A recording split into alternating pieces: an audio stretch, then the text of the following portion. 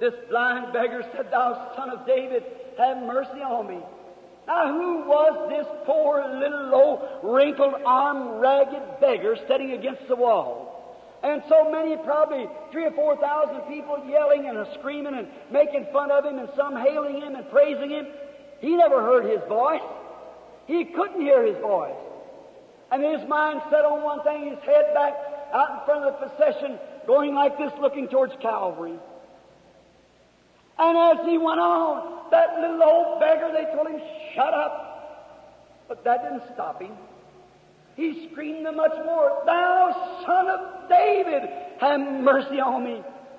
And with all the tremendous burden of the sins of the world laying on his shoulders, on his way to Calvary, that one poor little, perhaps ignorant, insufficient beggar, that faith in his heart stopped the Son of God, and he stood still. Jesus stood still. Said, bring him here. Oh, brother. Jesus stood still, and they brought the beggar to him. His faith had stopped the Son of God and brought him to a standpoint, to a still stop. Now I say tonight, I don't care who you are, what your name is, how poor you are, how far gone you are, your faith tonight will bring God to a standstill to hear your humble cry. Be still and know that I'm God. Don't listen to the rumor and bottle of the outside world and these things like that. Stand still and know that I am God.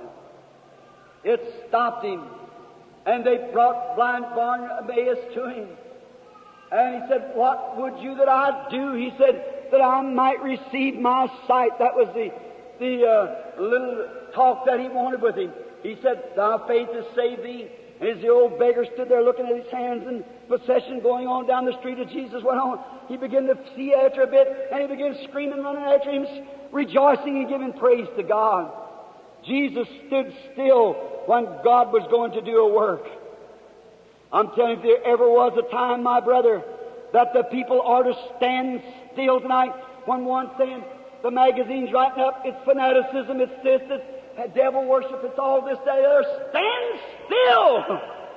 Look straight in the face of Calvary and say, Lord, was it for me? Find out what God will say about it in His Word. Stand still. Yes, brother, some of these days, this old earth's going to stand still. Some of these days, time's going to stand still.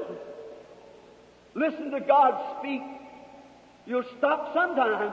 Oh, you say, I got my kids to raise, I got this to do, I got to wash, I got to plow. These things have got to be done. Stand still a minute. Let God speak. He'll do something for you. One of these days He'll speak and the sun will turn no more. He'll speak and the moon will fail to give its light. Yes, brother.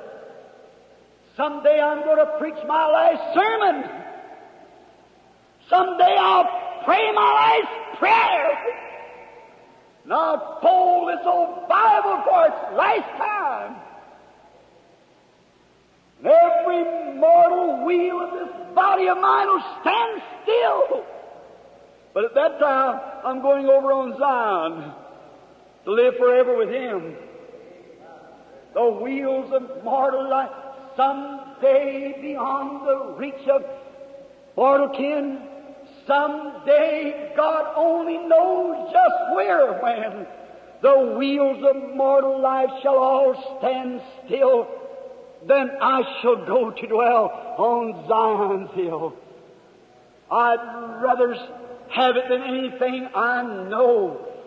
I wonder tonight if you would let all the hustle and bustle of your mind, the confusion, everything that's in your mind, if you'd stand still just for a few minutes. Let God talk to you.